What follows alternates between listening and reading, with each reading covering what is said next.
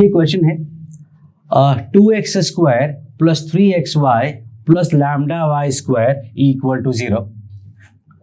You need to find lambda such that lines are parallel. Lines अगर parallel हैं तो उसके लिए कंडीशन क्या होगा?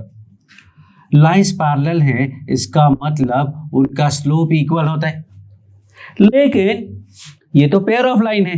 पेयर ऑफ लाइन में पैरेलल का कंडीशन क्या होता था? h² equal to AB.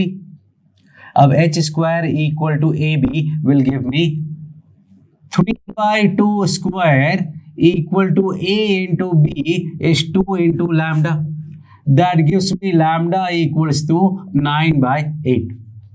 That is simple example of homogeneous pair of lines. Second मैं बोलता हूं कि भाई lines are perpendicular. अब lines are perpendicular हैं तो क्या हो जाएगा? लाइन्स परपेंडिकुलर होते हैं तो a प्लस बी का वैल्यू 0 होता है. a is 2 and b is lambda equal to 0 किया तो लैम्डा का वैल्यू -2 आ गया. थर्ड, लेट मी से लाइन्स आर कॉन्करेंट. कॉन्करेंट नहीं, कोइंसिडेंट. कोइंसिडेंट के लिए क्या कंडीशन है? कोइंसिडेंस का तो कंडीशन मैंने आपको बताया ही नहीं, बट यू कैन थिंक कि कोइंसिडेंट का कंडीशन क्या होगा. होमोजीनियस पेयर ऑफ लाइन है, ओरिजिन से तो पास कर ही रहे, अगर उनको पैरेलल भी कर दोगे तो कोइंसिडेंट हो जाएंगे ना.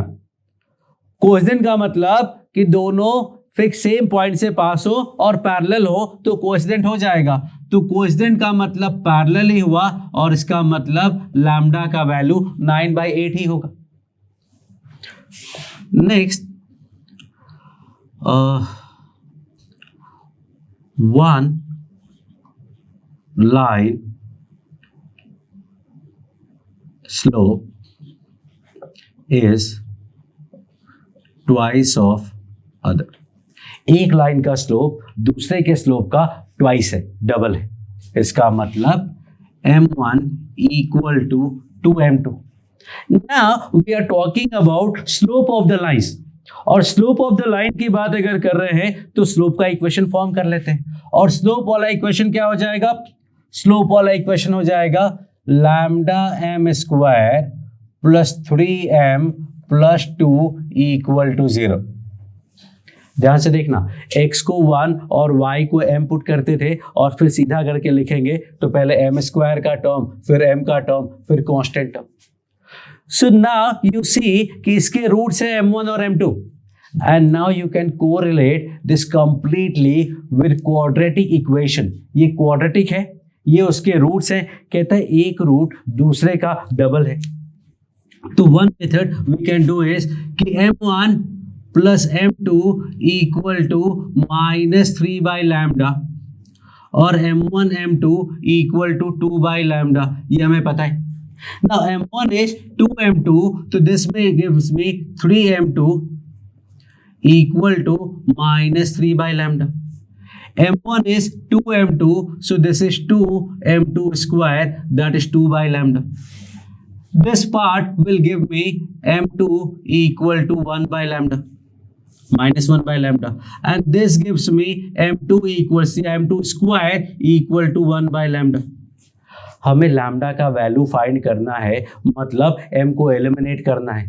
तो this will give me -1 lambda का square is m2 square is also equals to 1 lambda. मतलब 1 lambda square equal to 1 lambda, मतलब lambda square equal to lambda, मतलब लैम्डा का वैल्यू या तो 0 होगा या 1 होगा. तो अगर लैम्डा का वैल्यू 0 रखोगे तो भी एक लाइन दूसरे लाइन के स्लोप का डबल हो जाएगा, और अगर लैम्डा का वैल्यू 1 रखोगे तो भी एक का स्लोप दूसरे के स्लोप का डबल हो जाएगा. कैलकुलेशन थोड़ा ज्यादा किया है मैंने, आप थोड़ा फास्ट भी इसको कर सकते हैं. Next question, one slope is reciprocal of other. मतलब m1 इक्वल्स टू 1/m2। एक स्लोप अगर 5 है तो दूसरा 1/5 होना चाहिए, एक -2/3 है तो दूसरा -3/2 होना चाहिए। और इसका मतलब क्या हो गया, इसका मतलब हुआ कि m1 m2 should be equal to 1। और m1 m2 का फॉर्मूला हमें पता है c/a, मतलब 2/λ equals to 1। So lambda comes out to be 2। तो लैम्डा का वैल्यू अगर 2 हो जाए तो इसका मतलब ये एक स्लोप और दूसरा स्लोप का रेसिप्रोकल होगा। Next, one slope is square of other. Everything is matching with quadratic equation, क्योंकि होमोजीनियस इक्वेशन अगर है तो वो क्वाड्रेटिक के सारे कॉन्सेप्ट उसमें लगने वाले। बिकॉज होमोजीनियस इक्वेशन में होता क्या है, पॉइंट तो ओरिजिन ही है, वो वेल नोन है, you can't do anything about it. So everything remaining that is slope. भाई लाइन में पॉइंट और स्लोप होता है, पॉइंट तो ओरिजिन है तो बचा क्या स्लोप। और स्लोप की जब बात करेंगे तो इक्वेशन बनेगा क्वाड्रेटिक। तो everything is about the quadratic. तो कहते हैं कि एक स्लोप m है, m1 है तो दूसरा m1 स्क्वायर है। सो वी नो दैट कि m plus m1 square is -3/λ, और m1 into m1 square that is m1 cube is 2/λ। अब हमें m को गायब करना है, लैम्डा का वैल्यू फाइंड करना है। तो यू रिमेंबर कि कैसे करते हैं, पहले इसका क्यूब करते हैं, a cube plus b cube plus 3ab a plus b equal to -27/λ cube, -27/λ cube. इसका क्यूब किया।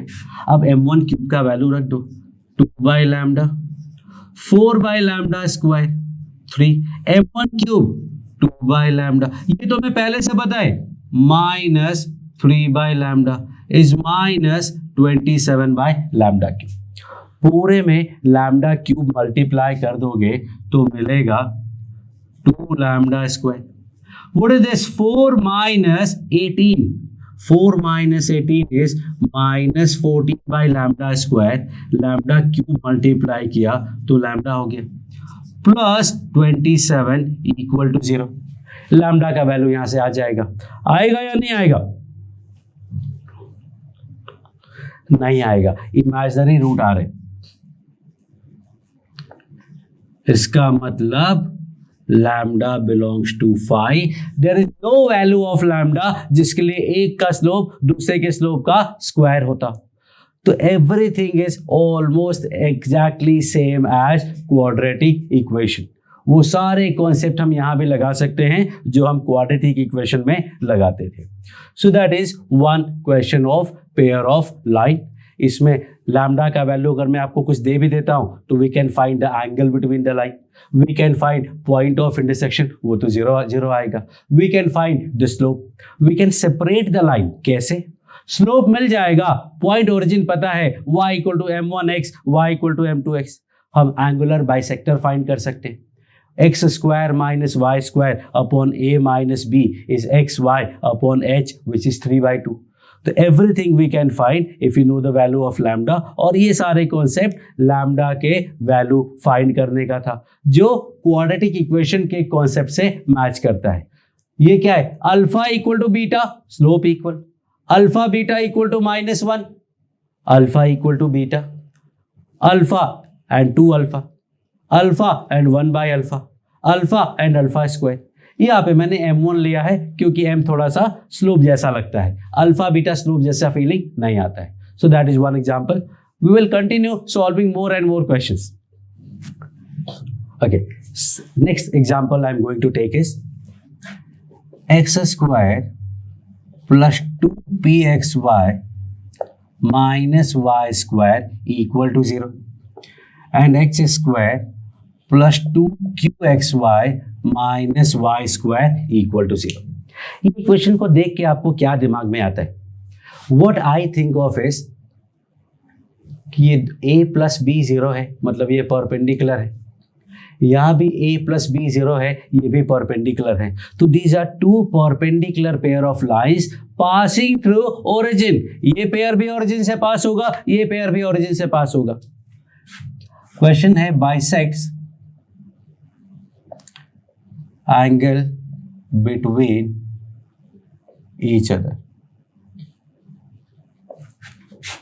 फाइंड PQ का वैल्यू। कहता है ये दो पेयर हैं, both pair bisect angle between each other, मतलब एक पेयर ये है आपस में परपेंडिकुलर है, वो तो हमें पहले से पता है, और दूसरा पेयर जो है वो इसका एंगुलर बाइसेक्टर है। ध्यान से देखोगे तो ब्लैक का एंगुलर बाइसेक्टर ब्लू है और ब्लू का एंगुलर बाइसेक्टर ब्लैक है। ये दोनों पॉसिबल क्यों हुआ कि आपस में दोनों ही परपेंडिकुलर थे। We know that angular bisectors are always perpendicular, दोनों परपेंडिकुलर हैं तो they may be angular bisector, और आपको बोला गया है कि ऐसा ही है। सो आइडिया इज कि इसका एंगुलर बाइसेक्टर ये होगा और इसका एंगुलर बाइसेक्टर ये होगा। तो लेट अस डू इसका एंगुलर बाइसेक्टर निकाल के इससे कंपेयर करते हैं। इसका एंगुलर बाइसेक्टर होगा x square minus y square upon a minus b equal to x y upon h, that is p. Simplify करेंगे तो I will get p x square minus p y square minus 2xy equal to 0। ये angular bisector हो गया first वाले का, which should be same as the second, that is x square minus y square plus 2qxy। पहले का bisector दूसरे से equate कर दो या दूसरे का बाइसेक्टर पहले से इक्वेट कर दो। अगर ये दोनों सेम है तो कोइंसिडेंट है, और कोइंसिडेंट का condition a1 by a2 equal to b1 by b2 equal to c1 by c2 single line में होता था, या किसी भी इक्वेशन में अगर कोइंसिडेंट है तो सारे सिमिलर कोएफिशिएंट मैच कराने हैं। यहां बोल सकते हो a1 by a2 b1 by b2 h1 by h2। So I can write p by 1 is minus p by minus 1 minus 2 by 2q. This gives me p equal to minus 1 by q to pq equal to minus 1. This is a very standard question. कई बार कई exams में पूछा जा चुका है, याद रखोगे तो अच्छा है। इसमें ट्विस्ट क्या कर सकते हैं, 2p की जगह p लिखा होगा, 2q की जगह q लिखा होगा, उस केस में क्या हो जाएगा सोच लो। अगर p की जगह p by 2 लिख देता हूं, q की जगह नया q by 2 लिख देता हूं, तो ये 2 कैंसिल हो जाएगा। p की जगह p by 2, q की जगह q by 2, तो pq का वैल्यू -4 आ जाएगा। तो रिमेंबर, अगर स्टैंडर्ड जैसा लिखा हुआ है तो -1 होता है, नॉन स्टैंडर्ड p और q लिखा होगा तो -4 हो जाएगा। सो that is another example. Thank you.